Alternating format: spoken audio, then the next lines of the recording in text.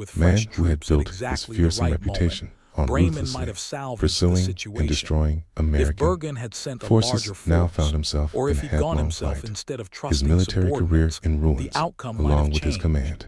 Bloody History Band pivots had on these finally met moments, his these match in the decisions, old these frontiersman accidents from of Virginia. timing. The The Battle of strategic Bennington teaches consequences us of deep Morgan's lessons about victory the Revolutionary rippled throughout War the and Southern about theater warfare and in beyond. general.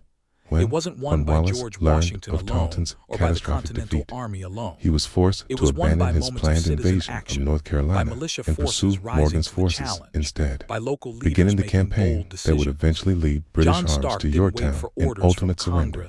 More immediately, Cowpens provided a template that other American commanders would follow throughout the remainder of the war.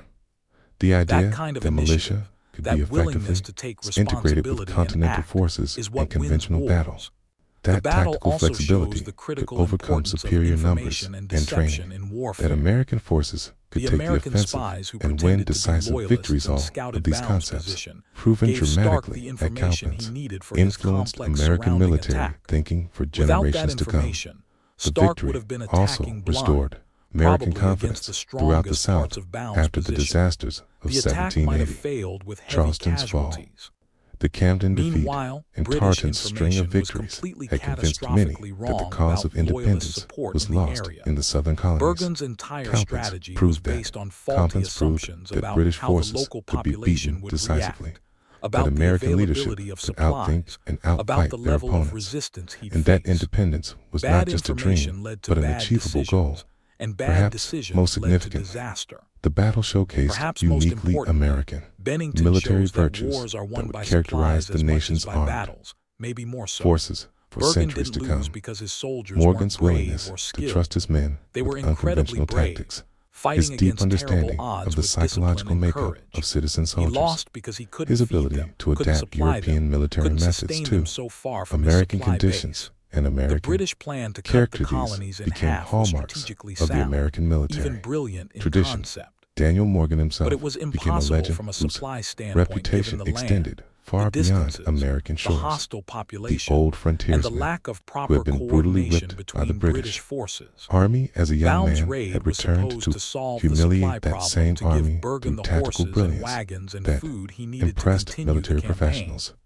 Throughout Europe, his victory at Cowpens stands, alongside Hannibal's triumph at Cannae and other great battles of encirclement, as a masterpiece of military art that transcended national boundaries. The battle also demonstrated the crucial importance of leadership at every level of command. Morgan's tactical brilliance would have meant nothing without subordinate commanders like John Eagerhoward, Andrew Pickens, and William Washington, who understood their roles perfectly and executed them with precision under the most difficult circumstances. The victory belonged not just to one man, but to an entire team of leaders who worked together seamlessly. Today, the battlefield at Cowpens is preserved as a national battlefield park where visitors can walk the ground where this remarkable victory took place. But on that August the lessons of the battle extend far beyond military history into the realms of leadership, psychology, and national character. Morgan's victory demonstrates the power of understanding your own strengths and weaknesses, of turning apparent disadvantages into decisive advantages, and of having the moral courage to attempt what others insist cannot be done. In the grand narrative of the American Revolution, Cowpens represents a crucial turning point, moment when American arms proved they could not just endure, but triumph, not just survive, but excel. It was a battle that changed the entire course of the war, fought by citizen soldiers, led by commanders who understood that sometimes the most brilliant strategy is the one that breaks all conventional rules and dares to do the impossible. Thanks for joining U.S. on History USA for this comprehensive exploration of the Battle of Cowpens, one of the most brilliant yet forgotten victories in American military history. This tactical masterpiece reminds us that our nation's greatest triumphs often came from thinking differently, That's the fascinating, terrifying thing about history. And never surrendering it pivots hope, on moments, even when the on odds decisions seemed made by utterly individual impossible. people under pressure, If you enjoyed on discovering this circumstances and incredible accidents story, that no one can make fully sure control. to subscribe to our channel The Battle and of hit that Bennington notification isn't as bell. famous as We have Bunker many Hill more or amazing forgotten Saratoga or battles Yorktown. and brilliant Most Americans today strategies couldn't from tell American you when it was history fought or why waiting it to be mattered. explored. Until If you next ask time, people about keep the discovering important the battles of the remarkable Revolution, stories that forged Bennington our nation's rarely destiny. makes the list. Adored.